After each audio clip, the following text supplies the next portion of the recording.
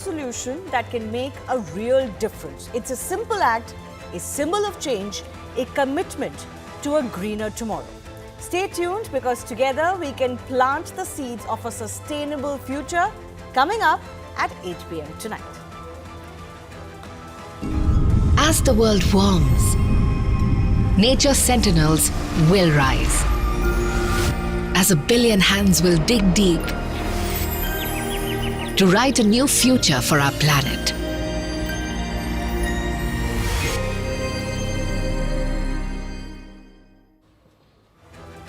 Kremlin is all set for PM Modi's first visit to Russia in nearly 5 years.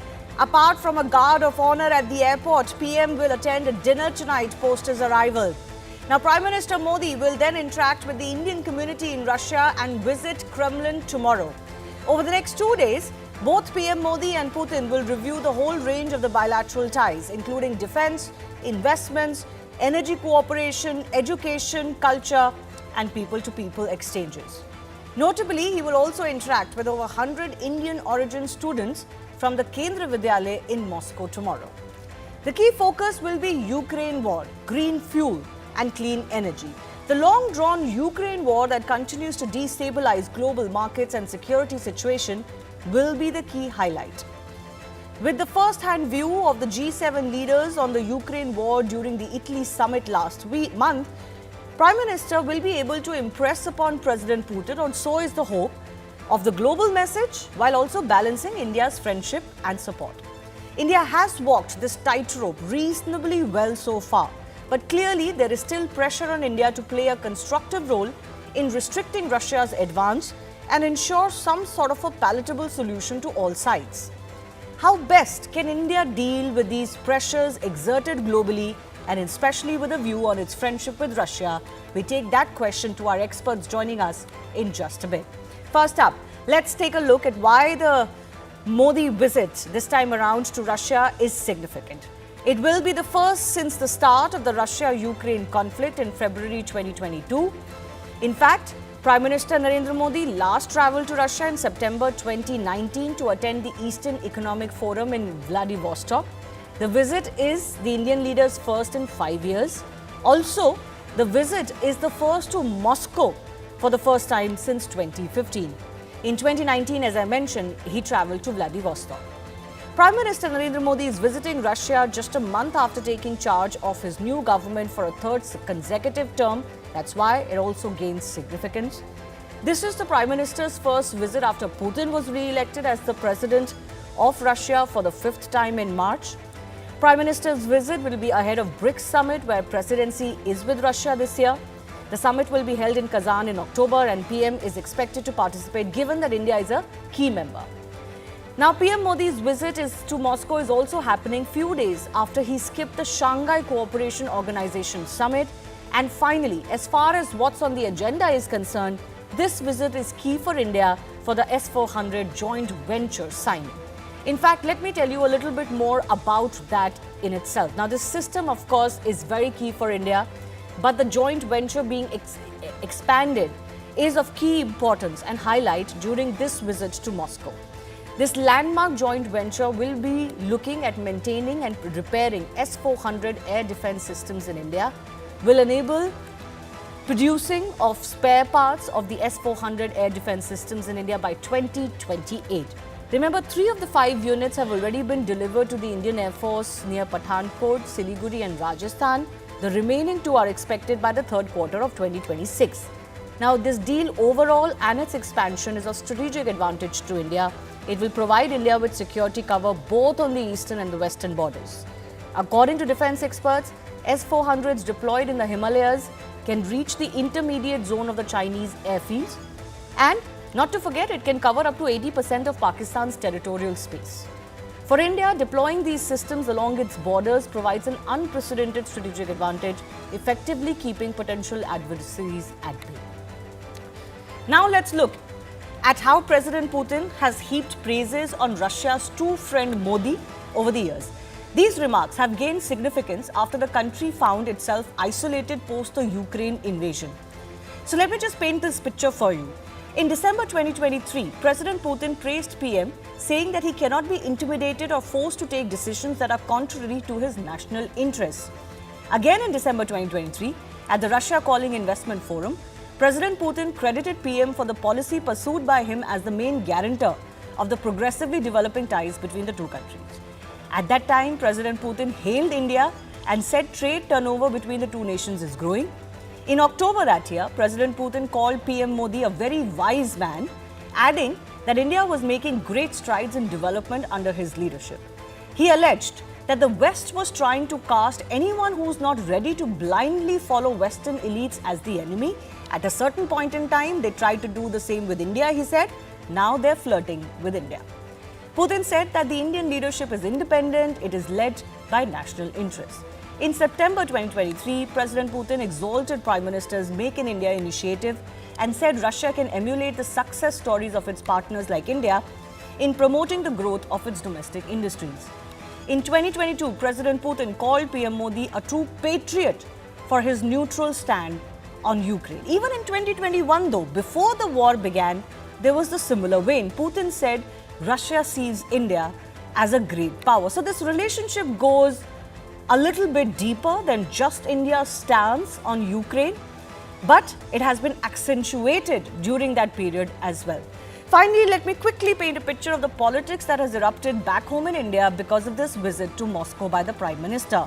Taking a dig at government stance on Ukraine, Congress MP Jairam Ramesh asked, have relations between Russia and Ukraine cooled off somewhat under PM Modi's reach? He went on to ask if the rectification of the trade imbalance was also on the agenda. We're running on your screens right now the current visuals coming in of the Prime Minister's arrival at his hotel. He was received by the first Deputy Prime Minister just a short while ago.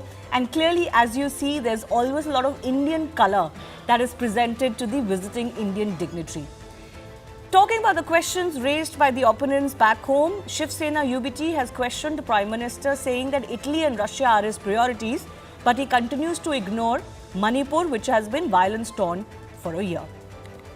With that, the big question we're asking today is simply this: how best can India deal with the Russia-Ukraine challenge that it has continued to face for over 2 years now, with the Prime Minister's first visit in his third consecutive term?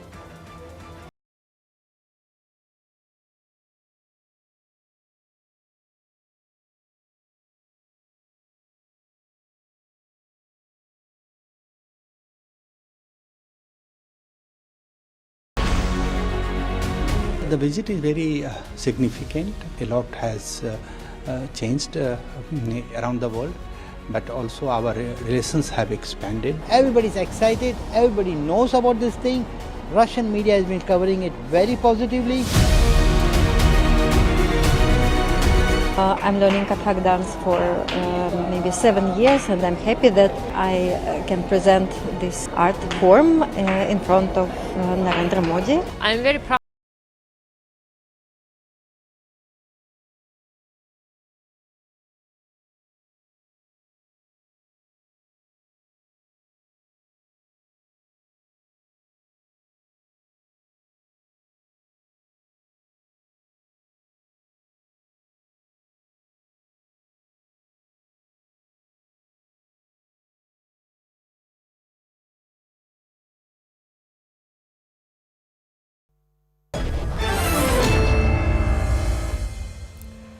Matthew Antony, spokesperson of the Congress Party, RP Singh, national spokesperson of the BJP, joining us for the domestic political angle. But Professor Anuradha Chenoy, expert on Russian affairs and former chairperson, Center for Russian Studies at JNU, and Ben Aris, editor-in-chief, BNE, former Moscow bureau chief, Daily Telegraph, all joining us on the show. And I do thank you for your time.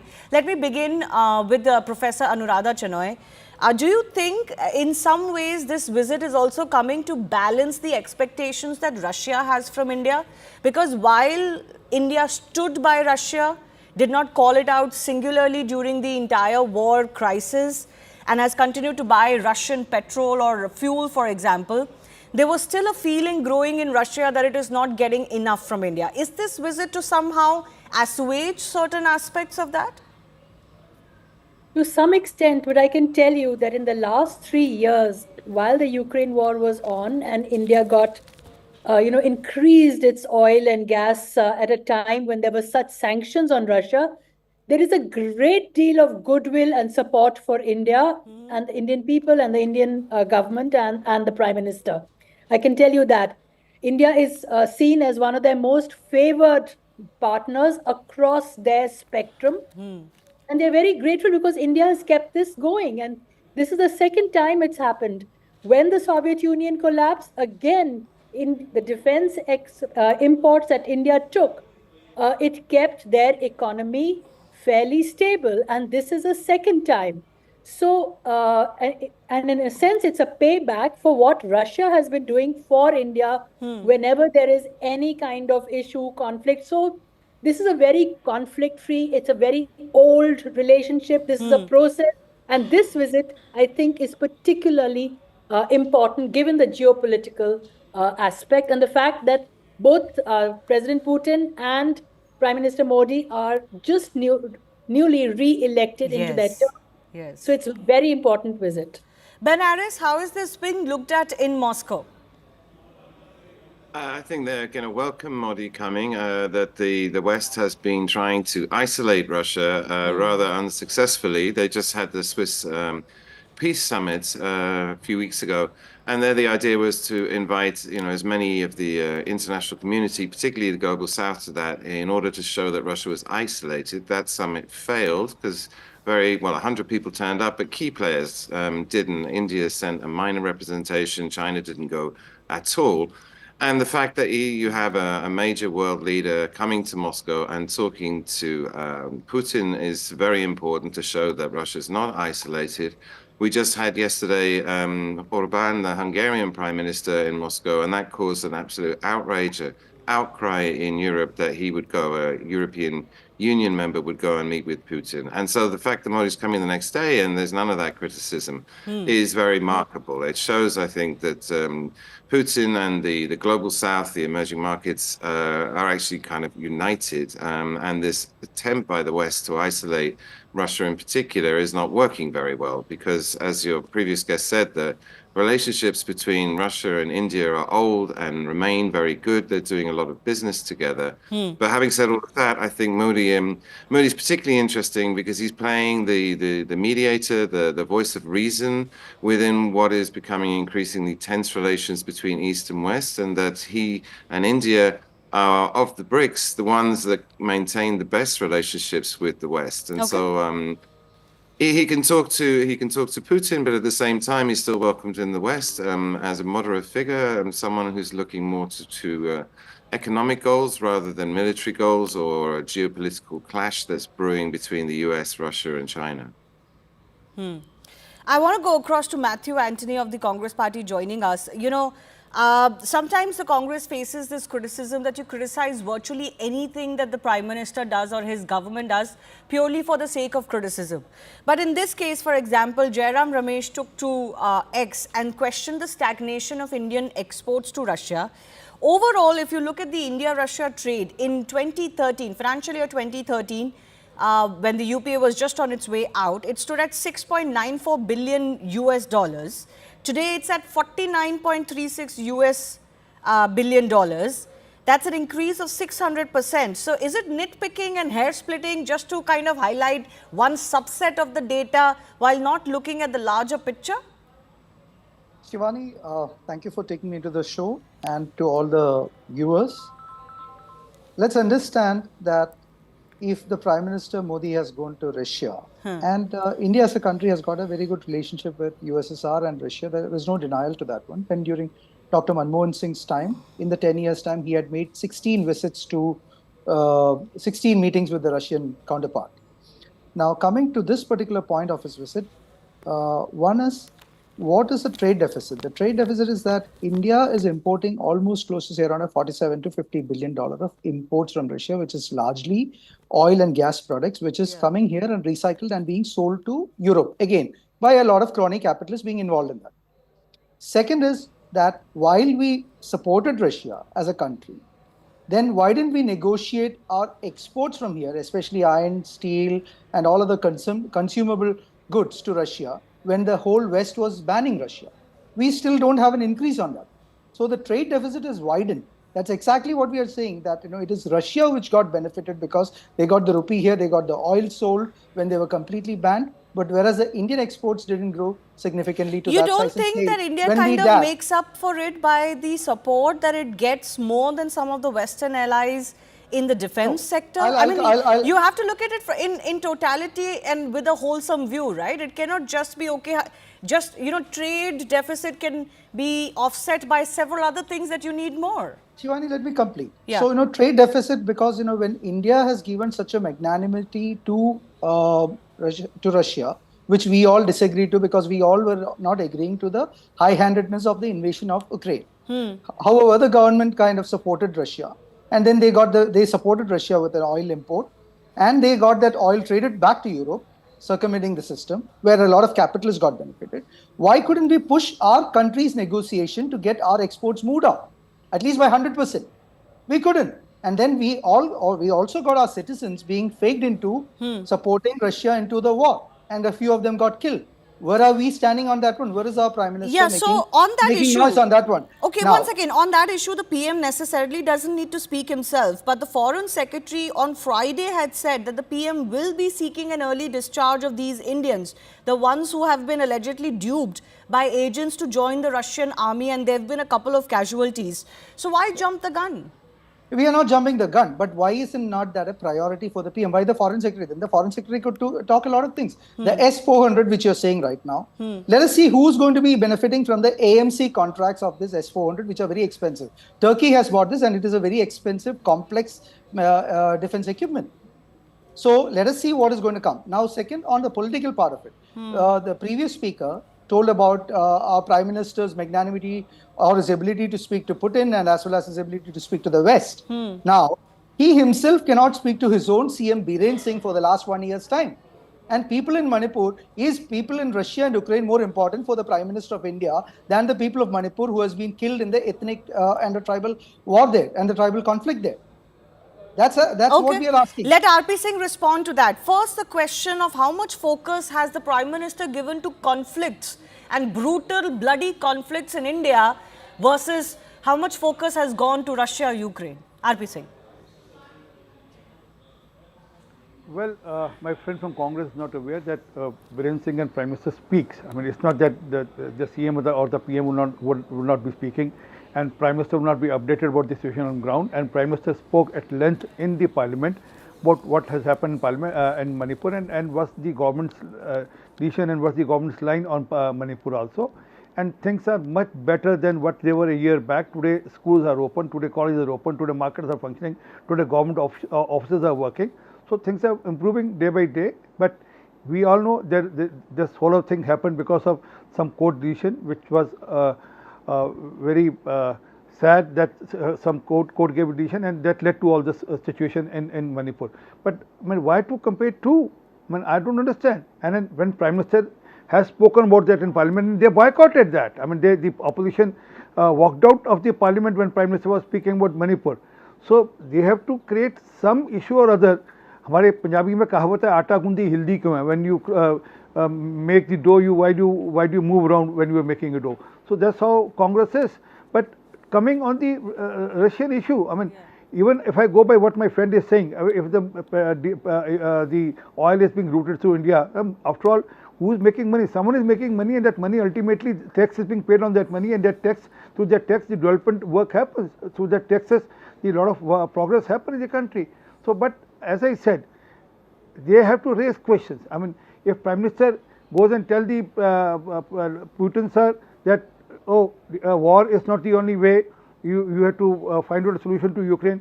Which other country, which other head of the state has said so on the face of the Russian premier on the subject? So it is only the PM, and also we are keeping our interest in mind, the Indian interest in mind, and not the interest of Russia in mind, and then also on the what is advantages to us. We have to see that whether. On the Indian interest, I have a question for you, but Matthew wanted to come in very quickly. Yes, Matthew. And then RP Singh, you can respond to him. Yeah, I would like to ask a question to the BJP spokesperson that where is the Prime Minister in the last 1 year? He has got all the time to visit the world. I will try to give some history to the BJP spokesperson. When the conflict happened in Manipur way back in 2004, the Prime Minister, Dr. Manmohan Singh, visited there, and not only once, a couple of times, and he has made a lot of investments and time as well as resources in the state to bring in a peace talking between the militants and also to build a trust between all the stakeholders. Where is our Prime Minister? Why is he reluctant to go to Manipur? Let him respond. What Let is him his respond. issue? Can I? The Prime Minister leads the cabinet, and Amit Shah as a Home Minister, who is part of the cabinet, key member of the cabinet, was there. The State Home Minister was there for 21 days and was updating Prime Minister on each and every subject, and also the Home Minister on each and every subject, how things are happening on ground. The Home Minister and agreed that's to the create reason a that things panel, have today. and that panel Did I didn't interrupt work. it? Stop being please. I mean, this is not fair, Shivani. Yes, I never sir, go interrupted ahead. him. So he is updated about each and everything, and he is taking decision as what is required. But why compare his visit to Russia to the Manipur? And let me remind you, 1993 September May when Manipur 150 people died, which Prime Minister visited, which Home Minister visited that time? No Prime Minister, no Home Minister visited. So situation is under control. Government is taking care of the situation, ensuring that the normalcy is coming back today. It's not like what happened a year back. So wait for time for Manipur also. And when Prime Minister speaks in Parliament, you people hoots and walk out. I mean, you don't want to hear the Prime Minister. Even when this time Prime Minister referring to Manipur, you are creating ruckus in the Parliament. I mean, we have seen that your leader was shooing people to go and create ruckus in the Parliament. Okay, can I just come back to India-Russia relationship, and very quickly before I go back to our experts, I want to ask RP Singh this one question. On virtually everything, I don't think the India-Russia friendship can be called to question.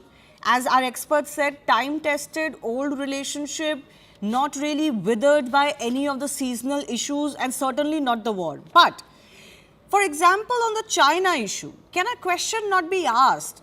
With so much trouble that China has been creating for us, why is it that Russia is not seen doing more for India, just the way India has stood up to world pressure on the Ukraine issue? Has Russia done enough on that front? RP Singh? Shivani, I'll appreciate. Let's wait for these 2 days and let's see what the outcome of these 2 days visit. And let's see how do Russia reacts on the complete geo-global concerns and issues of India also, and also the concerns with China also. I mean, just wait for these 2 days. I'm very hopeful things will turn different after these 2 days. Professor Chinoy, what is your view? Should India not expect more from Russia on China? Look, I want to speak on 2-3 things. One, on your question on Russia and China. Russia is known to have put pressure on China every time that India has had an issue with China. One. Second, India is quite capable of dealing with China on a bilateral basis on their own. You might be aware that there are commander level talks. Maybe 20, 21 have been going on, and India is very capable. The Americans want to intervene. They want to put pressure that, you side with us against China, but India has taken a very good position, saying that we are capable of handling China ourselves, and they are. So that aside. Second, on what was happening about trade. Yes, there is a trade deficit, but we have to remember we got a very good deal on oil prices. So it was not that we were doing them a favor or they were doing us a favor. Yes, we did a favor in the sense when they're being sanctioned, the most heavily sanctioned country in the world, India continued to import oil, and they are free after that to, to refine it and send it anywhere. So I don't think there's any question on it. And I think all political parties supported that because there was a need for this oil on good terms. Yeah. Third, on the trade deficit, trade has been traditionally a weak part of Indo-Russian relations since the collapse of the Soviet Union, and the rupee-ruble trade ended. Earlier, it was largely public sector to public sector. Now it's in private hands. And both the countries, whichever the prime minister, the last 25 years since 2000, have been trying to push this trade and ask their own exporters and importers and their own commerce section to increase trade. Now it's up to them also. Both the governments, I must tell you, because I've attended some of these meetings, have encouraged and have tried to boost trade. And I think this meeting is going to open it even more. What's very important to remember is that India and Russia have now, in the last few years, signed a new rupee-ruble exchange kind of deal, which was not there earlier. It had collapsed. They have revived it in a very positive way. The Reserve Bank India now has what is called Vostro accounts, where the Russians can purchase and we can buy oil in Indian rupees. So you can imagine the billions of dollars being saved because of this. Of course, there were some issues, these are very complex financial issues, but the RBI and the MEA have been working on these and their steps have gone very ahead.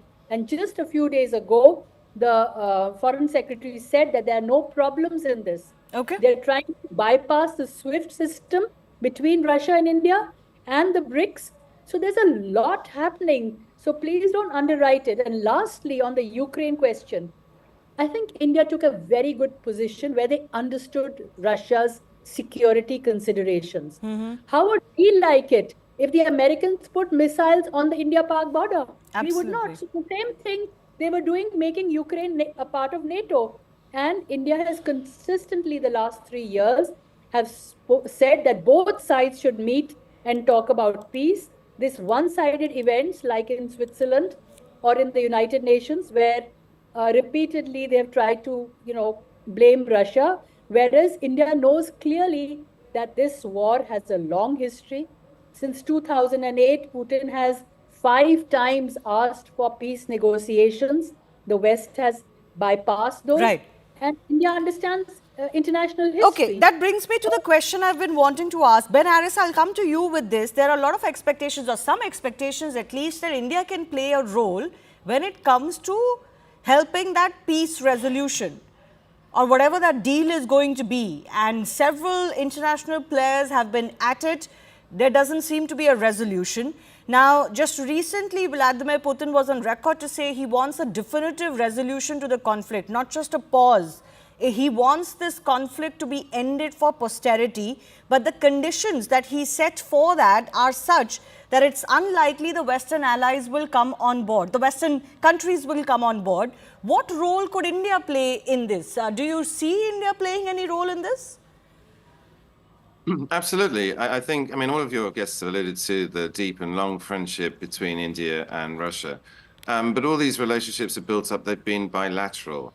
And what we're seeing now, and what makes this trip by Modi to Russia so interesting, is that we're seeing all of the global south, these new markets, India, China, Russia, they're starting to act in a concerted way together. And they're building a united or coordinated group that is not part of the West. The West has always looked down on the emerging world as like junior partners and people to be bossed around. And I think what we've seen this whole conflict catalyze is that, the larger part of the world's population, and now on PPP terms, the larger countries in terms of value, are coming together and they're starting to act together. And so they have shared interests, and therefore Russia is going to listen to India. And Modi, what he's doing there is deepening these ties, but deepening it in the context of the BRICS. And so there's a triangle there between Russia, China, and India. And as you know, the relationships between the three of them are very different, difficult in some senses. But then there's an interest now of someone like Russia to coordinate and smooth over the relationships between India and China. And the same goes for India is interested in helping smooth over relationships between Russia and the West and end this conflict in Ukraine. And to that sense, India is in a position, unlike hardly any other countries in the world, to have leverage over Putin and to listen and suggest how they might see an end to this. And China's making the same argument that we need to bring this to an end. But as you said, the maximalist position of Zelensky, the Ukrainian president, of, I won't even talk to the to the Russians until they leave the country. And by the same token, Putin's taken an extremely hard line. He's demanding that Ukraine cede 4 regions that they annexed last September, plus the land bridge between the Russian border and Crimea, and of course Crimea itself, which Ukraine dismissed out of hand. But Putin signaled many times, he said at the SCO, the Shanghai summit last week, that he's willing to talk. He suggested the Istanbul peace agreement that was signed or agreed in April 22 would be a starting point. So he's indicating willing to talk. And therefore, a negotiation is possible. But at the moment, the West are just like, talk to the hand. We're not even going to... Can I very quickly, Ben Aris, I'm almost out of time, but maybe in 30 to 40 seconds, if you could sum up this question that is on Indian minds. Just like Russia might be a little bit uneasy with the growing closeness between India and US recently, Indians feel a little nervous about the so-called China-Russia friendship. What can Russia do to assuage India on this front during this visit? I think they have to continue to deepen the relationships. India has become a key trade partner because Russia's reorientated its energy exports, which used to go almost entirely to Europe, and reorientated them, and they're going to Asia, to China, India as the major partners. And also, Putin's vision is now to develop Russia in partnership with the larger part of the world, with India and China and Southeast Asia and Africa.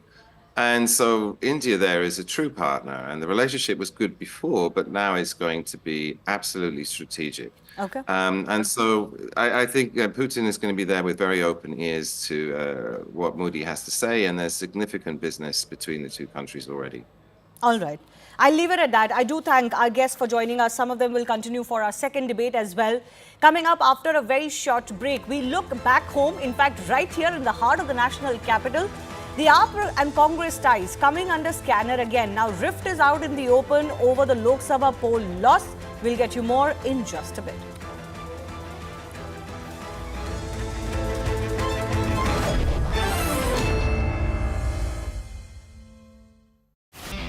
Predicted further heavy downpours in the state during the next 3 to 4 days. And the commute in Mumbai is also disturbed following the waterlogging that has been triggered by the heavy rainfall in the city. And several areas of the city have completely submerged in water after the hefty downpours. Let's listen into some reactions of the residents over there.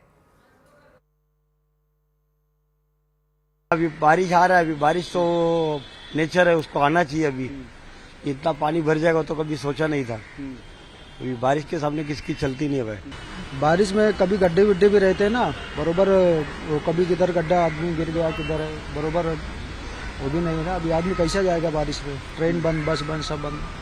अंधेरी से आया मैं बस पकड़ने। अभी तो पानी पूरा भरा हुआ है पूरे रास्ते में, चलने के लिए जगह नहीं है, बीच में तो चलना पड़ रहा है। किस तरह का परेशानी होगी और क्या करना चाहिए? सुविधा होनी चाहिए कुछ अच्छी खासी इसके लिए। सबसे पहले मैं आपको बताना चाहूंगा, बीएमसी का बजट 50,000 करोड़। जी हाँ, बिल्कुल सही सुना मैंने, 50,000 करोड़ का बजट है बीएमसी का, सिर्फ मुंबई शहर का। और इस बीएमसी के बजट का 50,000 करोड़ का नजारा देखिए। ये जो नजारा है वो किसी नदी, नहर, समंदर का बिल्कुल नहीं दिख रहा है, लेकिन वैसा ही दिख रहा है और उससे ज्यादा खतरनाक दिख रहा है। ये नजारा है मुंबई के अंधेरी सबवे का। ये वो सबवे है जो सबर्बन को ईस्ट से वेस्ट जोड़ता है, बहुत इंपॉर्टेंट सबवे है जो ईस्ट से वेस्ट जोड़ता है। लेकिन इस सबवे का देखिए पानी का प्रेशर देखिए, अगर मैं आपको अपने कैमरामैन अर्जुन को बोलूं दिखाएगा, पानी का प्रेशर देखिए कितना तेज है। और इसी प्रेशर के तहत से देखिए वो सबवे जा रहे हैं पानी में, ऊपर लोकल ट्रेन चल रही है।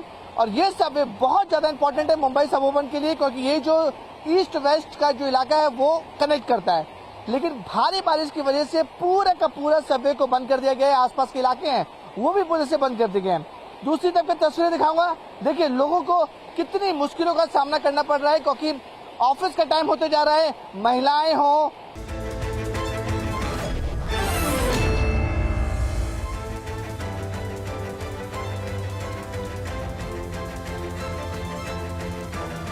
Welcome back. Knives are out between India bloc allies again, the Aam Aadmi Party and the Congress. Congress sources tell us that candidates in the state unit have blamed Aam Aadmi Party for their loss in the recently concluded parliamentary polls in Delhi. But there is also a deeper issue within the Congress camp. It was noted that in this internal report that candidates' reliance on AAP's support alienated the Congress cadre itself. These findings have crystallized Congress's decision to not pursue an alliance with AAP for the upcoming Delhi and Haryana assembly polls. So let me just break down what this Congress fact-finding report to its president has said. First of all, it has said that candidates themselves, the Congress candidates themselves, blame Aam Aadmi Party for not supporting them. The report said that Aam Aadmi Party did not facilitate vote transfer in Congress's favour. That's at least what their candidates feel. It also said that the Congress cadre was upset with the over-reliance that their candidates and machinery showed on Aam Aadmi Party instead of the cadre itself. The report also said that people in Delhi have rejected this Congress-Aam Aadmi Party alliance. It did not find favour with the public. With this rift out in the open, the question goes to the Aam Aadmi Party. Did it not support the Congress then in Delhi? And what does that mean really as far as the national picture is concerned? That's coming up with our guests.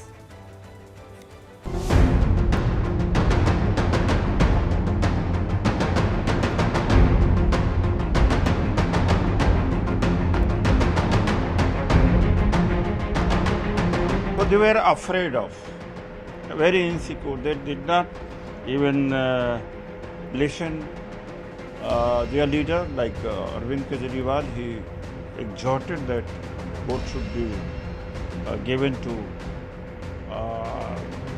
Congress candidates. That happened.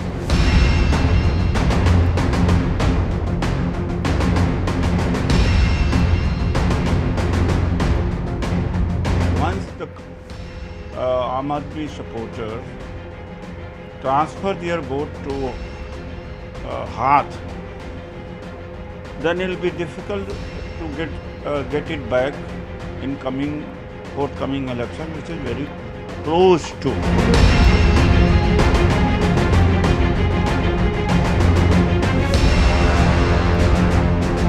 It's our own people, but I'm surprised that till now no action has been taken on this thing, and it's because of the few some Congress leaders in the party who have sabotage, and they do with everyone whosoever contests.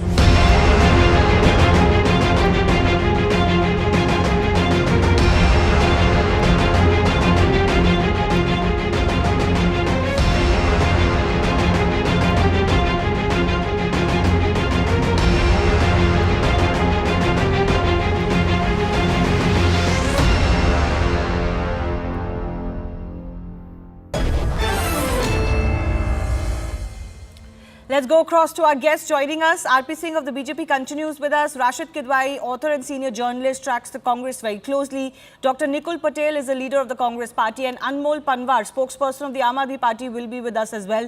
Nikul, let me begin with you. Now, this is of course not coming from any external sources. This is coming from internal sources. Some of it is not surprising, given that even before this alliance was inked, many pointed out to how the Congress and the Aam Aadmi Party vote base is the same vote base, and it's the vote base that AAP took over from the Congress. Why would they be willing to now share that vote base or ask it to vote for the Congress party just for one election? I think these questions were there before the elections as well. So has Congress learnt its lesson now? See, when it was the Lok Sabha election, you might be knowing it that we have formed an alliance, and that alliance was basically to defeat the government that is presently working. So, and in that, when it comes to Delhi, there were 7 seats, and it was a mutual consent between Aam Aadmi Party and the Congress to share the seat, and the seat sharing formula was open. Now, regarding winning and losing, that is a different theory, and there are so many parameters that will work when you want to, we can say, dissect the loss of a particular seat in a particular constituency.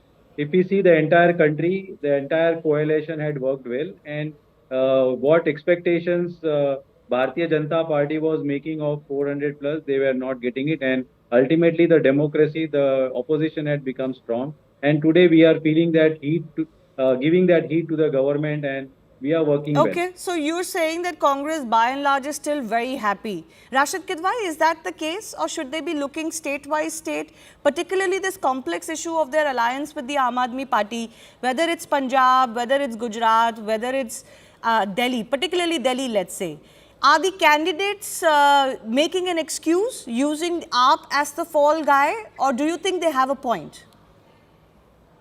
So Shivani, we must remember that the alliance between AAP and the Congress party was rather unnatural. Why I'm saying unnatural? Because there was a political party that rose at the expense of the Congress, though it defeated the BJP, but BJP's vote share remained intact. BJP continued to do well in Lok Sabha elections, whether it was 2014 or 19 or 2024. So there was a lot of disquiet in the Congress, and so was in the AAP. But both, the top leadership, because they were so, I would say cynically opposed to Narendra Modi, that they came together.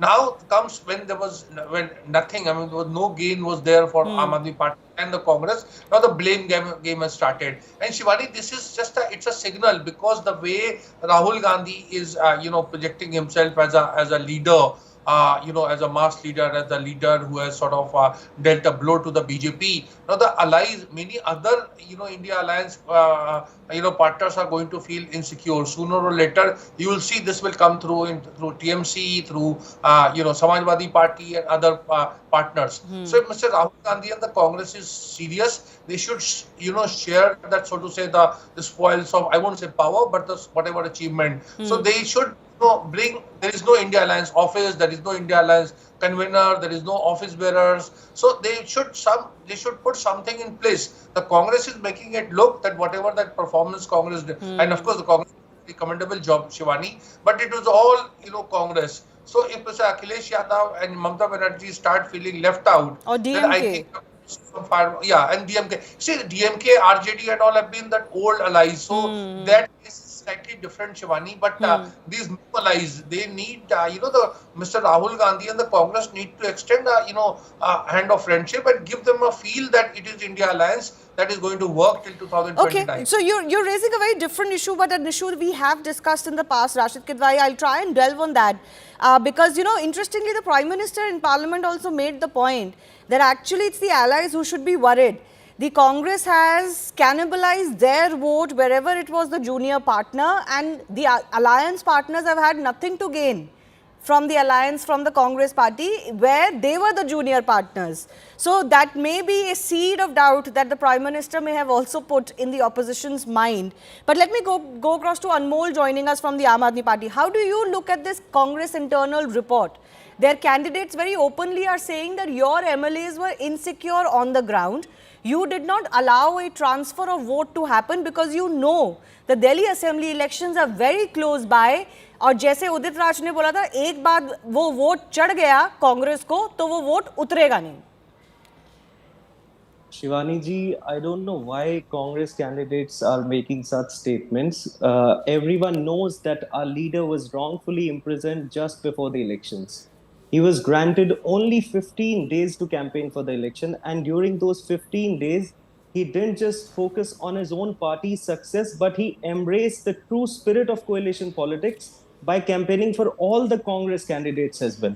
In fact, his efforts extended beyond the boundaries of state as he traveled to other states to garner support for other India coalition candidates. So I don't know why these kind of statements are made. And as far I don't think they're complaining against Arvind Kejriwal. I think they're very categorical that your own MLAs did not listen to even Arvind Kejriwal.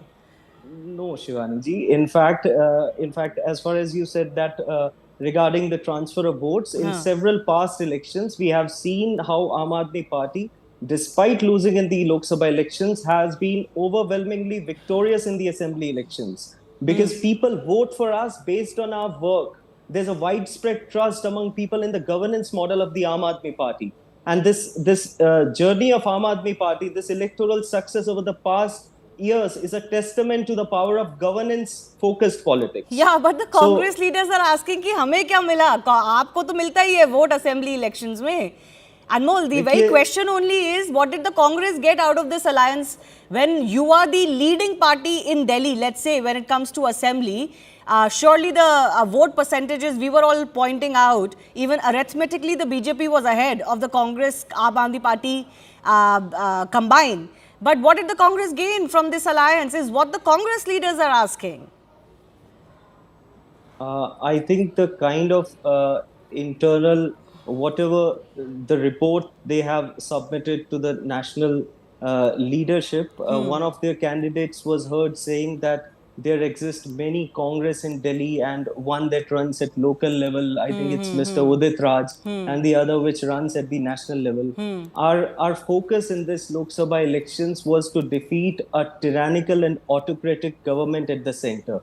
And we made every possible effort to do so because we wanted to save the democracy and our constitution from the ones who have no regard for the values of the constitution. Okay, I want to go across to RP Singh before I go back across to our Congress representative. RP Singh, is the BJP heaving a sigh of relief that this is all happening before the assembly elections in Delhi next? Well, before I answer that, that word used tyrannical and autocratical government, I mean, this word has been used by the Mr. Bajwa in Punjab for Aam Aadmi Party because Aam Aadmi Party arrested their 5 former ministers and were sent behind bar by the Aam Aadmi Party in Punjab by the Vigilance Department of the Punjab government. Anmol, not like this. Anmol, not like Shivani, this. he's in Not bad like habit. this. Please, please. Yes, RP Singh, continue. So, this is in between them, Mr. Udit Raj and Mr. J.P. Agarwal and Kanhaiya Kumar, all three have reported. I've seen the reports in the media only, which states that the local MLAs didn't support it. And they were right. Why shall they should have supported? Because had they supported this time, the Congress party member parliament, then in the coming assembly election, when Congress and Aam Aadmi Party are going to contest differently and independently, so the vote which the person who votes once for Congress, next time also will vote for Congress. It will not come back and vote for the Aam Aadmi Party because the same voter is not the same vote bank which they both bank upon. So they were correct. Politically they did their smart move, although whether it suited the Congress party or not, whether it benefited the alliance or not, that's a different issue. When Mr. Arvind Kejriwal would have held a public meeting here and there, but that doesn't mean that the local workers or the local cadre or the local MLAs or local corporators were trying to help or were trying to favor the Congress party. This was seen clearly. I can tell you there were places, there were no polling booth agents, there were no tables, there were no counters where Congress MLAs and Congress corporators are. They were all blank. So, and we made our we maintain our percentage of vote. That's almost 54 point some percentage of vote, which clearly shows that we are there where we are. And then Mr. Kumar, kaat ki handi do baar chati hai, apni chadegi. Don't bother. This time you are not going to make because everyone knows that what sort of development model you have given to Delhi. There's no water in Delhi. When there's rainfall, then all the water for Delhi is in the dirt. And also, Mr. Kumar, I never interrupted you. Mr. Kumar, hold your breath. Hold your breath. Hold your breath.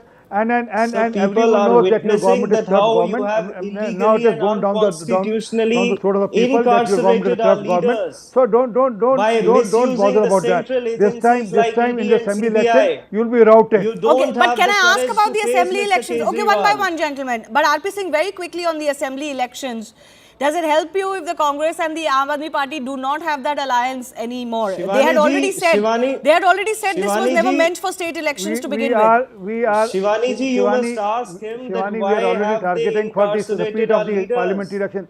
Is the question to me or okay? Yes, RP Singh. Why you? How confident is the BJP about the assembly elections this time? You still haven't managed to beat the Aam Aadmi Party whether they're in alliance with Congress or not. Whether they are in alliance or not in alliance, we are going to target our 54% of vote which we have got in parliamentary election, and we are already started gearing up. We had the state executive committee meeting yesterday, and then in that we have already assigned the job, assigned the work to each person in the committee, what he has to do, what target he has to achieve. So we are already working on it. Okay. So it's a matter of time that well, prove let's our see. mettle. Aam Aadmi Party has been ruling the roost for 10 years. So whether some dent is possible in how successful they've been or not this time around remains to be seen. But Nikul, I want to ask you, fundamentally, it's also the question about how much prioritization the Congress gives to its old state leadership. This question hasn't arisen only in Delhi. There were people in the Congress unit that weren't happy, that warned against it, that are still till today sulking because of what has happened. Why didn't the Congress leadership listen to them? Udit Raj is also saying there is a national Congress and then there is a state unit Congress. And the National Congress leadership doesn't listen to state leaders. See, that is nothing like that. If you see, it was a Lok Sabha election, and when the coalition was formed and all party leaders united together to fight against something, and that objective was satisfied. Now, when it comes to state politics, definitely, if you refer West Bengal, then Mamta ji told that we want to contest on our own. That is an exception, and today also they are with us, even after winning. Now, I would like to disagree with the argument that the people who voted once for a particular thing, they will vote for same. The people of the country are very good enough and they know whom to vote for. If that was the case, then Smriti Irani might have won from that Amethi seat, but that is not happening. Even Congress was winning only 45 seats last time. This time, it has reached to the 99. Even Samajwadi Party in Uttar Pradesh, you can see it was around 60 plus for BJP. Now it is only 30 plus. No, so I think agreed. But if you are weaning away a voter of a certain party, then to give it back to the certain party as and when your alliances work out, I think that can be tricky is what people are pointing out to in the case of Aam Aadmi Party and Congress. Very quickly, 15 seconds. I have to go to Rashid Kidwai also. Yeah. When it comes to Delhi, definitely thing has to be different. Okay. And what is that according to you? To me only? Yeah. When it comes to state assembly elections, no alliance. That will see that our central leadership will decide at the time of state assembly elections. Let it come. Okay. So what about the state unit is the question that I asked you. The national that leadership is what I am never answering. listens to the state leadership. Is that a problem, whenever it's Rashid, a political or not? party, the central leadership will govern the state leadership and it has to be in coordination with everything. Okay, sure. Rashid, is that not the fundamental problem? Even Udit Raj is pointing out to sabotage from internal, from own party. I mean, this was a double whammy of sorts for the Congress party, Rashid, where the AAP vote also didn't transfer and the Congress cadre itself got upset. Yes, so I think here, that is where, Shivani, that internal democracy in a political party, becomes important. There was a view that the Aam Aadmi Party, alliance with Aam Aadmi Party will harm the Congress and vice versa, that the alliance with Congress will harm Aam Aadmi Party, and that is what has happened. But the central leadership of both political parties, for their political, I would say enthusiasm, did not, weigh in this particular factor. A resurgent Congress, whatever worth it is a bad news for Aam Aadmi Party, because it's a very simple thing that the BJP support base, whether it is 40% plus or 50% plus, remains intact. It is so if there is Congress is getting more, let's say, Muslim votes or Dalit votes or any segment of society, then it is eating from Aam Aadmi Party kitty in assembly elections also. So therefore, that is a real problem. See, Shivani, I don't have a solution, but I can say that both political parties must admit it, that yes, there is a problem, there are fault lines, there are, our vote bank is something that is, and somewhat similar, and how do we negotiate it? Okay. The problem with both political parties they are in denial. They don't want to admit that there is a mistake. Okay, I'll leave it at that. I do thank our guests for joining us. Let's see how it pans out ahead of the Delhi elections. It's going to be an interesting road ahead for sure. We're leaving you with some reports from Mumbai now, where flood fury was witnessed yet again. Thanks a lot for watching. Incessant rains have been lashing Mumbai since late last night. As per the BMC, over 300 millimeters of rainfall has been received in some parts of Mumbai. It has led to severe waterlogging in several locations. I am outside Chhatrapati Shivaji Maharaj Terminus, an arterial road which is taken up by vehicles coming not just from within Mumbai but outside Mumbai as well. and you can see that this is peak hour. The traffic snarls continue. There are several regions in Mumbai where there has been massive traffic jam. Now remember, this is also a day when the BMC has declared holidays to all the schools. Initially the holidays were declared for the first half of the day. Now it has been extended to the entire day. Let us try and get in a voice from someone. कहाँ से आए हैं आप? मैं मजगांव से आया हूँ। और कितनी तकलीफ हो रही है आज? तकलीफ तो नहीं है, बट सुहाना मौसम है, मजे ले रहे थोड़े। क्या ये मुंबई करो का तरीका है मजा लेने का? यस, बारिश तो हर साल होती है, तो प्रिपेयर्ड रहते हैं हम लोग ये चीज के लिए। क्या इस बार 6 घंटे में 300 मिलीमीटर से ऊपर बारिश हुई है? बीएमसी कह रहा है घर पे बैठिए, बाहर मत निकलिए। तो क्या आपको लगता है कि बाकी सालों के मुकाबले इस बार ज्यादा बारिश हुई है? बीएमसी हर साल यही कहती है, हर साल पानी बढ़ता है, मुंबई कभी रुकती नहीं है, तो अभी भी रुकेगी नहीं। बीएमसी के ऊपर है अभी, उसको आगे काम करना चाहिए, वो चीज को नेक्स्ट ईयर ये रिपीट नहीं हो, वो चीज पर उसको ध्यान देना चाहिए।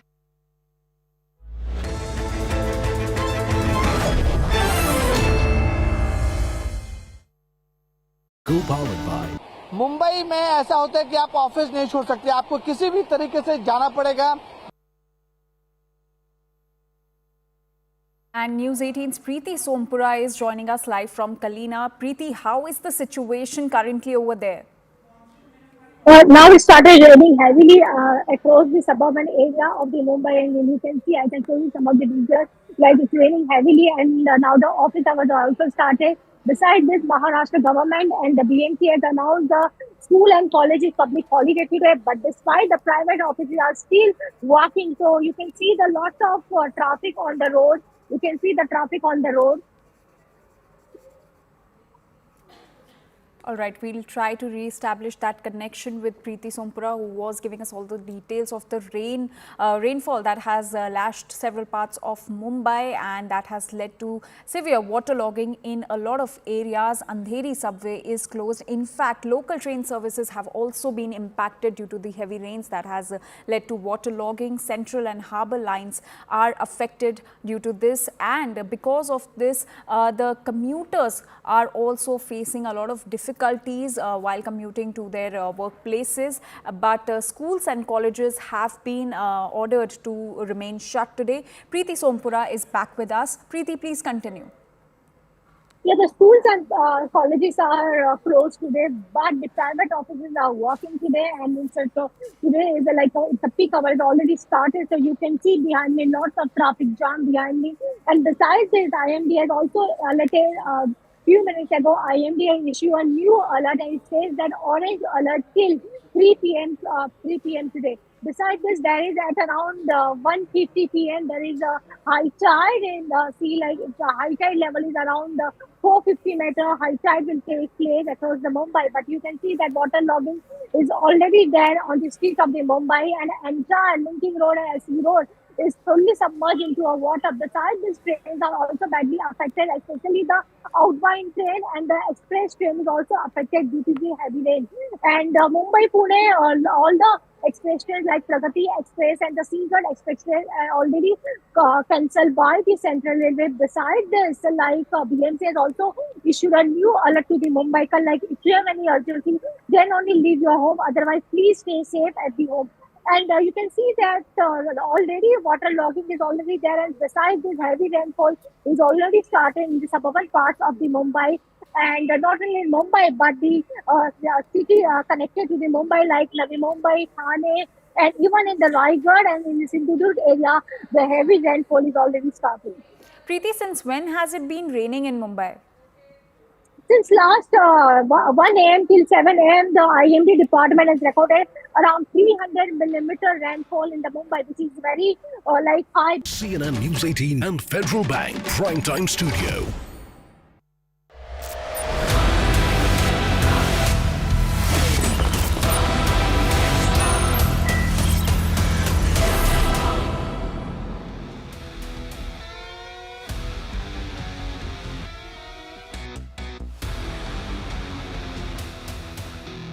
You're with the hard facts from the CNN News 18 and Federal Bank Primetime Studio.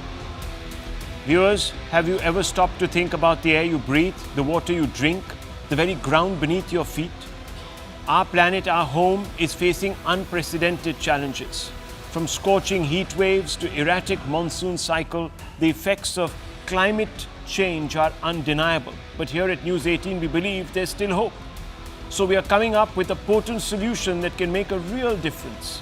It's a simple act, a symbol of change, a commitment to a greener tomorrow. Stay tuned, because together we can plant the seeds of a sustainable future tonight at 8.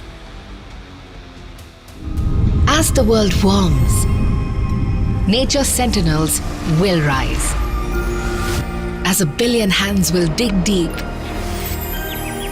to write a new future for our planet.